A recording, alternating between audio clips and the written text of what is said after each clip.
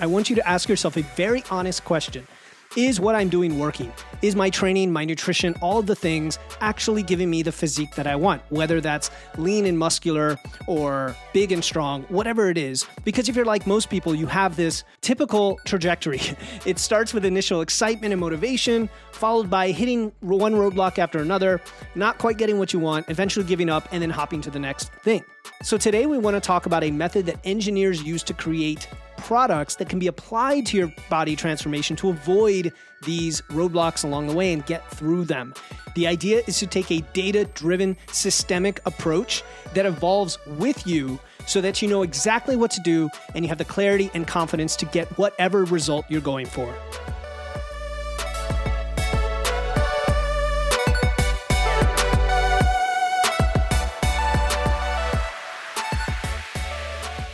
Welcome to Wits and Weights, the podcast that blends evidence and engineering to help you build smart, efficient systems to achieve your dream physique.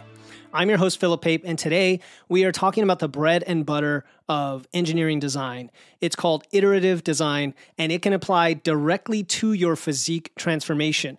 It is why I came up with the term physique engineering and exactly what most people are missing in terms of the process that they use. A lot of people just jump into a diet or jump into a training program. They follow a template. They try to execute something that is not necessarily right for them. And whether it is or isn't, they then fail to gather the data about whether it's working. They get frustrated because of a lack of results or because the results are taking too long to achieve. They give up and then they go to the next thing that will result in the exact same failed outcome. And today I want to give you this more results-driven, practical method that will prevent the stagnation, prevent you from spinning those wheels like you have been, and instead give you consistency, measurable progress. And we're going to take this over a 2-year period. We're going to assume you're just starting with this. I'm going to give you an example, and I'm going to walk you through the 6 phases of what we call iterative design. And it's a very simple concept. It's just the idea that to create a complex system or complex product like engineers do, we have to have a plan, we have to execute, we have to gather data, and we have to test it, and then we repeat. But I'm going to break it down for you again with an example so that we can understand how you can apply it. Now, before I do, just understand that there are a million different ways to apply this. That is the point. This is a principle-based method, not a specific template or program, because everyone is different. Everyone has different hormones. You're at a different age. You have different training response. There are different foods that you like. You have a different schedule. I can go on and on about the ways that we are unique. Even though we're human and biology still applies, so the principles will still work. And so if you want to take this data and apply it directly to you, the easiest, fastest way to do that is to schedule a 15-minute rapid nutrition assessment with me. Totally free call. It is not a sales pitch. We're just going to jump on a call and say, hey, what is the thing that's stopping you from results right now? And what are 3 steps you can take immediately to start getting results over the next 90 days?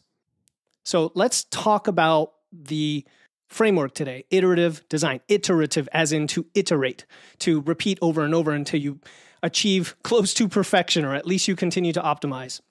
It's just a methodology for designing, testing, evaluating, and refining a system through multiple iterations. And the core idea is that you start with some idea of where you want to go. You then do it. You then see with whether what you did produced the outcome you wanted, and then you improve and you repeat. Now, and it sounds simple, right? It's like, oh, okay, that's all I have to do. But let's break it down and we'll see why most people don't necessarily do this and what is the slight difference a profound difference we're talking about today. So let's just create a person, John Doe, right? The classic anonymous individual who is 200 pounds. And yes, this is a male, but again, this is just an example. It can apply to any level of scale weight, any level of body fat, any goal whatsoever. But we're focused on body composition on this podcast. So assume he's 200 pounds, 25% body fat. So a bit overweight, a little bit of weight to lose, probably not as strong yet, probably wants to lean out a bit. And his goal is to reach 180 pounds, right? So he wants to lose 20 pounds of fat to get to something around 12% body fat over 2 years. Here's how we're going to apply iterative design. Okay, the 6 phases. Phase 1 is the design. This is where you set a goal, you create a plan. Just know that it's going to change as you go along, but you've got to start somewhere and give yourself direction. So for John, he sets up a 6-month iteration at the beginning where he is going to lose fat. And so within that 6 months, he figures, okay, to lose fat, I first need to figure out what my maintenance calories are. So I'm going to track my food. And then at some point, I'm going to go in a calorie deficit. Not sure exactly how much yet. Maybe it's 500 calories, so I can lose a pound a week. But we'll see. It depends on how I'm feeling. It depends on where my starting point is. Right? Depends once we get there. But we come out with a rough plan, a calorie deficit, a certain duration. Let's say 16 weeks for that first one. We're going to go for a 16-pound drop. And I'm going to keep training with my current 4-day upper-lower split. Right? It's very simple, but there are a lot of details under that we're not going to go to on this podcast. The point is you have a plan, a direction, a single goal, and you're not going to deviate from that. You're going to make that work, but you are going to adjust as you go along so that you can adhere to it. Phase 2, implement. So don't spend too long in phase 1 designing the plan. It's literally on a piece of paper, scratching it out in a half hour, right? And if you've done this many times before, it might take 5 minutes. If you've never done it before, this is where please reach out to me so I can help you put this together, because this is the piece that people often get stuck with is phase 1, the design. So phase 2 is implement. You execute the plan. John goes ahead and he does the thing. He tracks his food. He tracks his steps. He tracks his biofeedback and his measurements. And he's focused on progressive overload in the gym. He's tracking his food meticulously. Or I say meticulously, but I mean, he's doing it daily. He's not trying to hit the targets perfectly. He's trying to be in the ballpark, trying to get enough sleep, and he's just doing the things. He's not sure whether the things are going to get him the result he wants yet. He's not even sure whether he's in the right deficit yet, right? He's just doing what he thinks he needs to do. Then that brings us to phase 3, which is testing. Because you're tracking all the things, because you're tracking enough data, body measurements, progress photos, strength progression, food, energy levels, mood, appetite, all your biofeedback, anything you need to measure the outcome, because he's doing that, scale weight as well, right? Because he's doing that, he is going to be able to look back after 2 months, 4 months, 6 months, and know whether the choices that he made and the behaviors that he took produced the outcomes he wanted. Even if he's not perfect, even if he doesn't adhere all the time, he knows that that level of adherence, that level of imperfection, that level of consistency or lack thereof is what led to the outcome. And that is just data. It is not failure. It is not anything other than information. Step 4 is the evaluation phase. Well, now you get to analyze the data. Now, of course, you could wait till 6 months later and say, did I lose the 16 pounds of fat? Or what I would recommend is as you go along, every day, every week, every month, depends on the data you're talking about, you continue to look at it. You just look at the data and say, where is this trending? Right? From a scale weight perspective, for example, a good time period is roughly 3 weeks. And if you're using an app like MacroFactor, that is the time frame that it uses to say, are you actually trending downward or not? And if you're not, do we need to adjust your calorie deficit? And along the way, you would say, okay, I'm losing weight at the clip that I want. I'm getting enough of my fiber, but I'm feeling fatigued. What is going on? Maybe I'm not getting enough sleep. Maybe I'm missing some other nutrient in my diet. Maybe I'm not hydrated enough. Maybe I'm working out too frequently, right? You're able to take all the data and correlate it and identify the thing that potentially is causing friction or roadblocks along the way. Right? And usually the more data you have, the easier it is to identify. When I work with clients and they check in, they are providing me a ton of data. Now, a lot of that data is automatically collected with wearables and stuff like that, but some of it is manually entered like their food log. And if, for example, they hit a plateau, if you hit a weight loss plateau, I can pretty quickly see what the issue might be. Right? It might just be something as simple as, well, you're not in the deficit we wanted to be in, and therefore you're not losing as quickly. But it could be something else. It could be a reduction in activity, could be higher stress. There's so many little things, but once you have all the data, you can correlate it. And again, here's where the more you do this, the more you learn about yourself. And also, this is where you could always reach out to someone like me or join our Facebook group and ask a question along the way. Here's my data. Here are my screenshots. Here's my context. I am stuck. help me out. And guess what? Because you have all that data, people are going to be able to jump in and say, oh, I see this, this, and this. And they can start asking you questions. How's your sleep? How's your training? How's your this? How's your that? Right? And they can then figure out with you together, like a detective, what could be causing the inability to get the result you want if it is not already obvious from the data. So that's step 4 is evaluating the data. Step 5 is now you just refine, right, the plan. You refine the plan based on the data. And so what that looks like is after 4 weeks, if you hit a weight loss plateau, you might simply drop calories. It might be as simple as that. Or if your fatigue is climbing, maybe you have an extra recovery day. So you make refinements as you go. You don't just throw the whole thing out, the baby with the bathwater, as they say, and hop to a completely different program or a completely different plan because you have the information and the clarity and the data. Unlike other people who are like, I don't know, WTF, what is going on?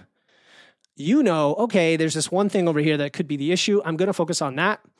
I'm going to tweak that. I'm going to collect data. I'm going to go through this again. Okay, that's fine. Now I'm going to go to this thing over here and repeat. And so that's the last phase is to repeat, to repeat everything you're doing in iterations and think of them as like micro iterations, macro iterations, long-term iterations. It doesn't matter. Basically, all the things you're doing on a daily, weekly, monthly basis are iterating. Now, over the big term, over the long term, this 2-year period for John who wants to go from 200 to 180, his first 6 months might be a fat loss phase to lose 16 pounds, which gets him close to his goal weight, but not necessarily his body fat goal, because you can't just lose weight and you're done.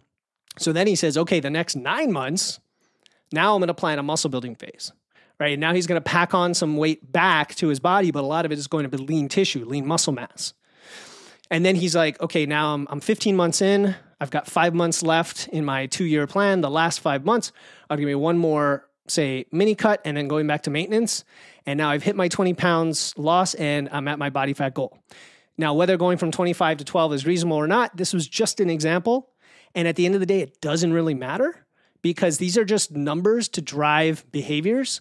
The goal isn't necessarily hit the exact number all the time. It's to make significant progress toward it. And that is kind of the way to think about this is personal growth, self-improvement, always iterating, growing, learning, and becoming that athlete that you were always meant to be. And that's how I work with clients all the time. One of my clients asked recently, so what exactly do I get for the investment? And I said, what you get for the investment is not just a result. Yes, you will get a result, which a lot of people are just struggling to get the result at all. Like if you're struggling to lose that last 10 pounds of fat and you work with me, we will lose the 10 pounds of fat. So if that's what you're looking for and that's enough, that's worth the investment. But beyond that, at least for me and my coaching practices, you will learn so much education, both in the sphere of nutrition and training, but more importantly about you, about yourself, and how to do this so you can fire me and do it yourself forever. And I had lots of clients that went on to become nutrition coaches because they're like, holy crap, I just learned so much that I never knew before. And that, basically you would learn through a nutrition certification program or even a college level program. And now I can take that forward, not just for myself, but to help others. And I love to see when that happens. So my point with all of this is the goal isn't to hit a number. The goal isn't to lose weight. The goal is to learn about yourself and have a process for getting to any goal whenever you want. So iterative design is a methodology that's powerful. It's simple, but it's powerful. It's not necessarily easy to implement. It takes effort, right? It takes effort. You have to be committed to it. But it allows for continual optimization. And you'll never get to optimal. Optimal is like some perfect, impossible point out there in infinity, but you'll always get toward optimization for your goal, instead of stubbornly sticking to one approach. You consistently evaluate your progress, you make data-driven adjustments, and then you turn potential plateaus into opportunities for improvement. And that is the essence of sustained progress, sustainability over the long term. And it makes this whole thing lots of fun, at least in my opinion. And if you take anything away from this episode, is the power of this approach lies in its adaptability, in how it evolves with you. Over the 2 years of John's plan, he didn't just blindly follow the plan from day one. He continuously assessed, adjusted, improved his approach. And then everything that other people think of as a failure is actually just a data point. So it doesn't just transform your body, does it? It reshapes your relationship with the ideas of fitness and nutrition and training, things that you relish, that you look forward to, that are part of your life, that are ingrained. You become a scientist of your own physique. You gain a deep understanding of how your body responds to different strategies. And then you develop skills to adapt and overcome any obstacle in your journey. So let's just recap, just in case I overwhelmed you a bit with all the phases here. Number one, iterative design is a principle-based, powerful tool for long-term physique transformation. Long-term transformation of anything, but in this case, we're talking about your physique. Number two, there are 6 phases that provide a framework for continuous improvement in your training and nutrition over months, over years, over the rest of your life. And they are design, implement, test, evaluate, refine, and repeat. Number 3, this approach leads to sustainable results because you adapt to your body's changing needs, whatever it needs at any moment in time. And then finally, this mindset transforms how you view progress and setbacks, not as failures, but as opportunities. If anything is worthy of careful engineering, of careful attention, it is your body. It's a complex system. Approach it with the same patience and persistence that you would if you were to get involved in a very intricate project, maybe something you've done for work in the past, or a hobby, or something that you are meticulous craftsman at, or a craftswoman, right? Maybe you are a woodworker. Maybe you build things. Think about the amount of discipline and patience, not discipline, but the patience and persistence. It actually becomes something that is what you do, and you get better and better at it, right? You systematically engineer your way to something very impressive, and it doesn't take that long when you do it that way. So again, if you're ready to apply this iterative design process to your own fitness journey, I'm offering free 15-minute rapid nutrition assessment calls. During this call, we map out your design, we tailor it to you, and we give you some steps to take to start implementing. So those first few phases of this process, I will give you the kick in the butt you need and get you going. No sales pitch, none of that. It's just, here's the information. Here are some resources. Usually I send you a helpful video or guide or resource out of the call by email, and then you're good to go. And you feel free to ask me questions and have at it and do it all on your own. Or some people end up coming back and saying, hey, help me implement this specific to me so that I can get that result much more efficiently and in many cases much more quickly than just trying to randomly go at it. Sometimes the difference between spinning your wheels and making progress is just having that strategy in place. And so let's connect. Let's make sure you're on the right path for whatever your transformation is. Maybe it's a fat loss phase, building muscle, body recomp, whatever it is. Until next time, keep using your wits, lifting those weights. And remember that your dream physique is not built overnight. It is engineered one iteration at a time. This is Philip Pape, and you've been listening to Wits and Weights. Talk to you next time.